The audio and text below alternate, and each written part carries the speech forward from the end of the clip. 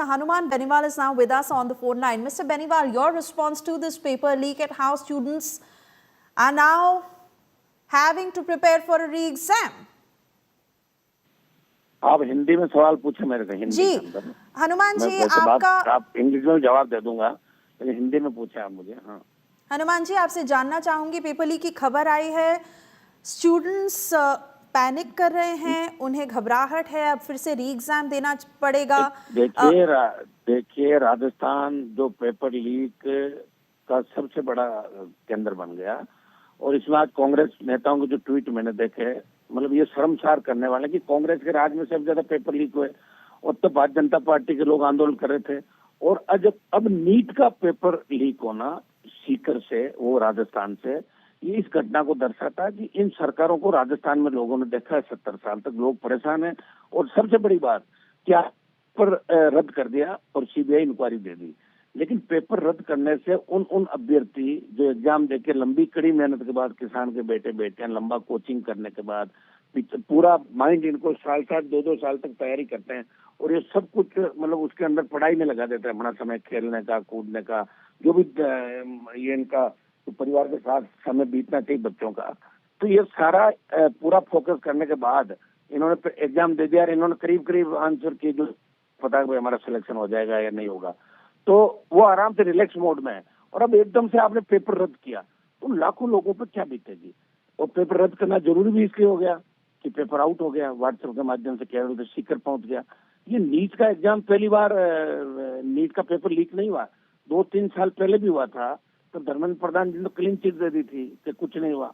उसके बाद कई सेंटर पे हम लोगों ने प्रयास किया, जिसमें कुचामन का एक सेंटर भी था और फिर वो पेपर वापस कुचामन सेंटर का रद्द हुआ। लेकिन आप ये बताओ, कई एग्जाम सेंटर पे रद्द कर देते हो, कई पे नहीं करते, तो पेपर लीक होता क्यों है? ये एनटीए जो एग्जाम करवा रहा है, आखिर पेपर लीक का जो कारण है वो क्या कारण है? और राजस्थान तो सबसे बड़ा कारण इसलिए है कि यहाँ सरकारें कांग्रेस बीजेपी की रही राजस्थान के अंदर। अभी देखो कितने कांग्रेसियों में ट्वीट आ रहे हैं कल से, वो अब कह रहे हैं हमारी बात को भूल जाओ, तुम्हारा नीट का लीक हो गया, हम तो फ्री हुए, तुम्हें हमारे बारों रोज लग रहे हैं। अभी आरपीएससी के जितने मेंबर पकड़े गए, बड़े मगरमच्छ पकड़ने की बात कर रहे हैं कांग्रेस के नेता, तो बड़े मगरमच्छ बीजेपी को पकड़वाने चाहिए। और सीबीआई इंक्वायरी देने से क्या हो गया? राजस्थान के 6-7 मामले सीबीआई के अंदर पेंडिंग पड़े 3-3, 4-4 साल से। सीबीआई के पास इतना वर्कलोड है, सीबीआई काम ही नहीं कर पा रही है, वापिस लौटा देती है। तो मुझे नहीं लगता है जो हालात देश के अंदर बन रहे हैं ठीक नहीं है हालात।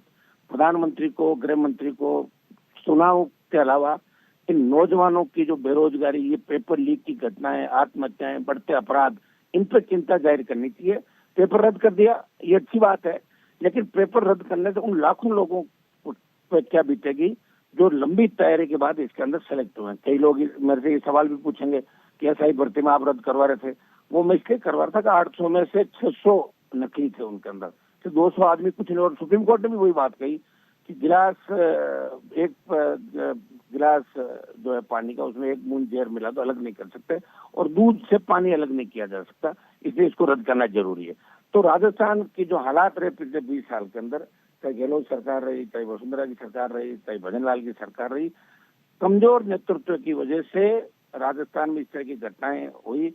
और जो राजनीतिक नेताओं का, माफियाओं का, और पेपर जो लीक करते हैं, जो पेपर लाते हैं, उनका कोकस राजस्थान के अधिकारियों का बन गया। इन सब की जांच की आवश्यकता है, और जब तक इन सब की जांच नहीं होगी ऊंचे स्तर पे, जब तक बड़े मगरमच्छों को नहीं पकड़ोगे तो ये घटनाएं रुकेगी नहीं, और आम बच्चों को इसी तरह सफर करना पड़ेगा। छोटे बच्चे आत्महत्याएं कर रहे हैं, आप बताइए, इतने डिप्रेशन में चले जाते हैं। प्रधानमंत्री को खुद इस मामले में बयान देना चाहिए। पर एनटीए का कहना है कि हमने समय पर पेपर कैंसिल कर दिया।